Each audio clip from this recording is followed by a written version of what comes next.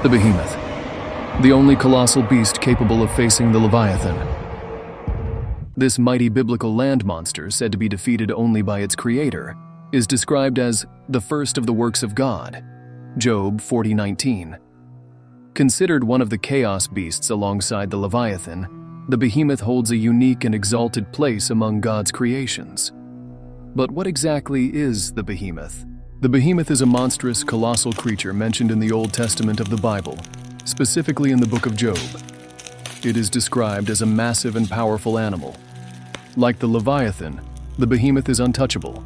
No one in the world could ever stand against this creature. Mentioned in the Bible, the Behemoth has long been a topic of controversy and debate within the Christian world. Throughout history, both the Behemoth and the Leviathan have inspired countless interpretations. Some believe the Behemoth might have been an elephant or a hippopotamus. Others argue it was a dinosaur that coexisted with humans during Job's time. However, there are also those who think the Behemoth could be a mythical creature or a symbol with a deeper meaning. The truth is, the Behemoth is a creature that has captured the imagination of many throughout the centuries. In this video, we will explore everything about this fascinating biblical creature, its origin, the interpretations over time, and what other scriptures say about it. All of this and more will be answered throughout the video, so don't miss it. Before we begin, I'd love for you to answer in the comments. Do you have any idea what animal the Behemoth could be? Do you have any theories or hypotheses about it? Without further ado, welcome to a new video.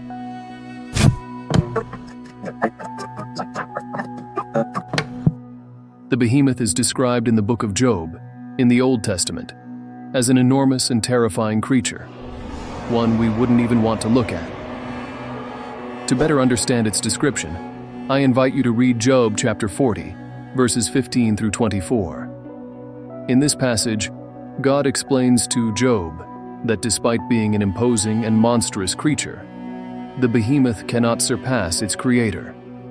It has its limits, just like us, humans. The text describes the Behemoth as having immense strength. Its power resides in its hips and the muscles of its belly, where all its strength is concentrated. It's also mentioned that its tail moves like a cedar. To put it into context, a cedar is a massive tree that can reach heights of 20 meters or more. Just imagine the size of this creature if even its tail was comparable to a cedar.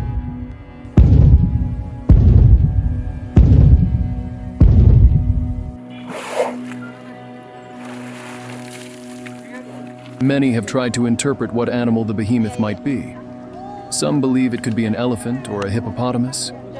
However, these animals, while large, have been domesticated by humans, and their tails are nothing like a cedar. This discrepancy has led to debates and challenges when trying to interpret this colossal beast. Let's consider the few descriptions the book of Job gives us about this untamable creature. One of the most plausible theories is that it could have been a sauropod dinosaur. But what exactly is a sauropod? Sauropods were a group of dinosaurs characterized by their long bodies, long, thin legs compared to the rest of their body, and an extremely long and flexible neck. They were herbivores, primarily feeding on leaves and branches from trees and shrubs. These giants roamed the earth over 150 million years ago, long before the first human ever existed. This type of dinosaur seems to match many of the characteristics mentioned in the book of Job. According to studies, while its tail wasn't exactly like a cedar, its hips were extremely strong, and its belly concentrated much of its power. However, a problem arises. The Bible doesn't mention a long neck, a key characteristic of sauropods. Additionally, by the time Job lived, dinosaurs had already disappeared millions of years earlier. This fact seems to completely rule out the possibility of the Behemoth being a sauropod, leaving us with more questions than answers about the true identity of this colossal creature. Let's continue analyzing the rest of its appearance. The sinews of its thighs are tightly knit, its bones are as strong as bronze, and its limbs are like iron rods. The Behemoth holds the first place among God's creations, and the biblical text says that the one who made it can make his sword approach it. This makes it clear that in addition to being one of God's first creations, Only its creator has the power to approach it, just like with the Leviathan. This characteristic reinforces its divine and untamable nature, setting it apart from any other known creature. The Leviathan and the Behemoth are symbols of God's power and majesty, representing his absolute dominion over the most powerful creatures on earth.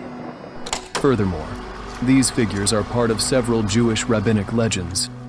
In Rabbinic Judaism, which is linked to the Talmud, a text containing the oral tradition, ceremonies, doctrines, and commandments of the Jewish religion, it is mentioned that God created three beasts destined to rule the earth, the sky, and the sea: the Behemoth, the Ziz, and the Leviathan. According to these traditions, these creatures were so enormous that when they drank water, they could completely dry up rivers and springs.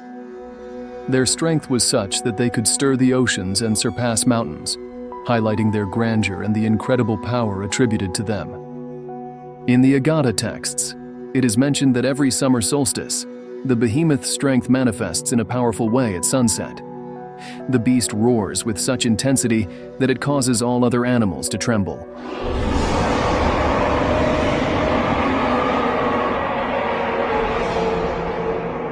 Although this roar may seem terrifying, it serves a positive purpose. For the rest of the year, the animals become less fierce and aggressive. This story reveals a more compassionate side of the Behemoth.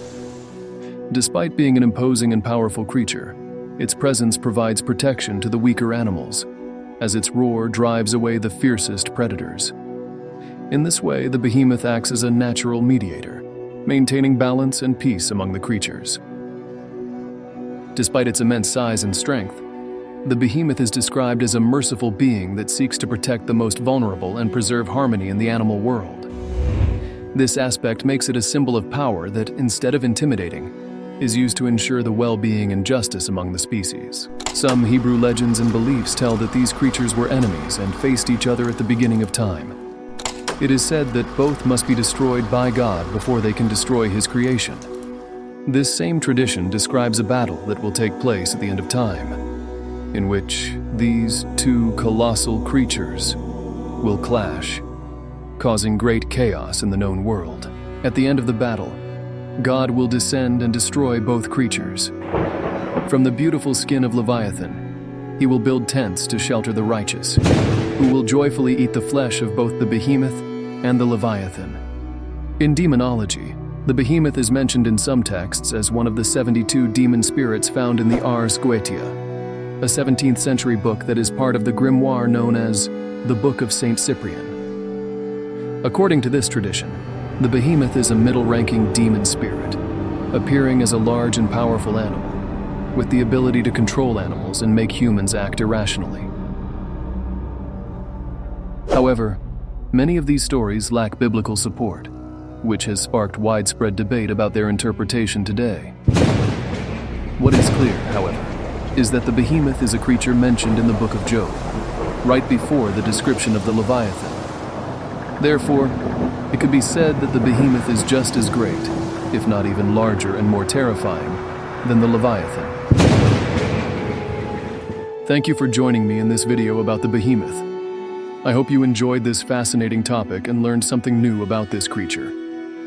Before we say goodbye, I'd like to leave you with a few questions to reflect on and share your thoughts with us. Do you see it as a real creature, or more as a symbol or metaphor? What other aspects of the Behemoth have caught your attention? Do you have any different theories or interpretations? Leave me your thoughts in the comments. I'd really appreciate it if you could leave your reaction, and with the thanks button, you can subscribe and activate the bell so you don't miss any updates on the channel. I'll see you in the next video.